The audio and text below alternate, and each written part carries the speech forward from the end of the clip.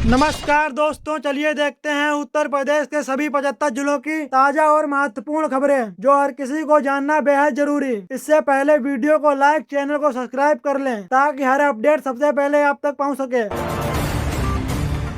प्रधानमंत्री किसान सम्मान निधि की 22वीं किस्त जारी, करोड़ों किसानों के खातों में 2-2 हजार रुपए ट्रांसफर किए गए। वहीं दोस्तों, कुछ किसानों को इस बार किस्त नहीं मिली, कारण ई-केवाईसी का अधूरा होना या दस्तावेज सत्यापन में गड़बड़ी को बताया।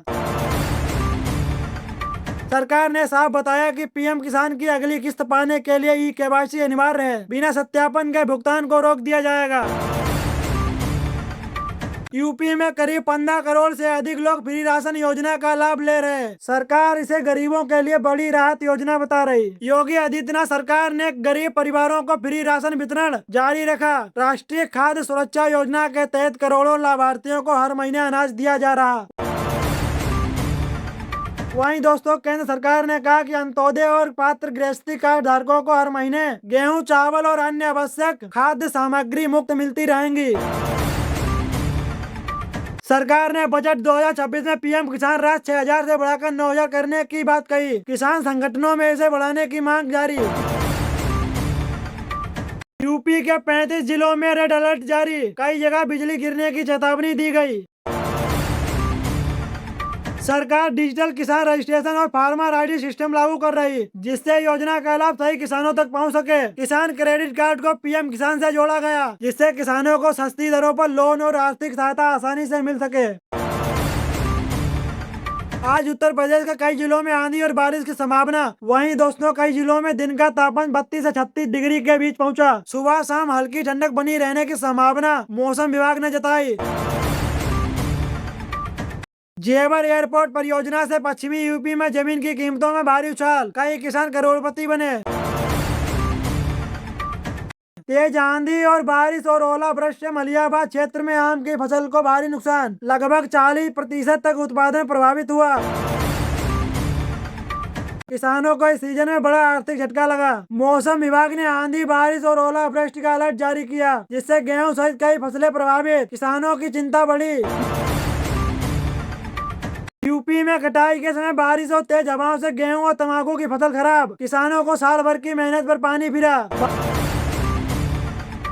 वाराणसी में भाजपा की विशाल रैली आयोजित, हजारों कार्यकर्ताओं की मौजूदगी में केंद्र और राज्य सरकार की उपस्थिति गिनाई। आगामी चुनावों की रणनीति पर चर्चा हुई। मतदाता सूची का प्रकाशन 15 अप्रैल तक होने की संभावना। इसके बाद ये चुनाव कार्यक्रम घोषित किया जाएगा और प्रक्रिया तेज होगी। इलाहाबाद हाई कोर्ट ने पंचायत चुनाव की तारीख को लेकर राज्य निर्वाचन आयोग से जवाब मांगा। समय पर चुनाव न कराने पर सरकार ने सख्त रुख अपनाया। ग्राम प्रधानों का कार्यकाल 26 मई 2026 तक समाप्त हो रहा। संवैधानिक नियमों के अनुसार समय पर चुनाव कराना जरूरी माना जा रहा। राज्य सरकार ने बारिश और ओलावृष्टि से फसल नुकसान का सर्वे कराने के दिए निर्देश। प्रभावित किसानों को मुआवजा देने की प्रक्रिया शुरू की जा रही है। राज्य में पंचायत चुनाव को लेकर सियासी हलचल तेज, सभी दल ग्रामीण वोट बैंक को साधने के लिए रणनीति और गठबंधन बनाने में जुटे हुए हैं। बारिश और बिजली गिरने के अलर्ट से किसानों में डर का माहौल। फसल कटाई के बीच खराब मौसम से उत्पादन और गुणवत्ता दोनों पर असर पड़ा। योगी आदित्यनाथ ने यूपी में 81,000 पुलिस भर्ती का ऐलान किया। युवाओं को रोजगार देने के साथ कानून व्यवस्था मजबूत करने का राजनीतिक संदेश देने की कोशिश की गई।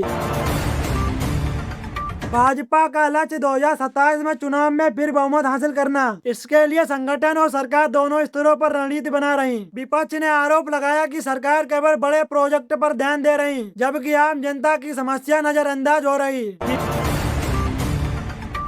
विपक्ष ने कहा कि रोजगार के आंकड़े वास्तविकता से अलग हैं। युवाओं में असंतोष बढ़ रहा है। विपक्ष ने पुलिस भर्ती प्रक्रिया पर सवाल उठाए और पारदर्शिता की मांग की। इससे चुनावी लाभ के लिए जल्दबाजी में लिया गया फैसला बताया।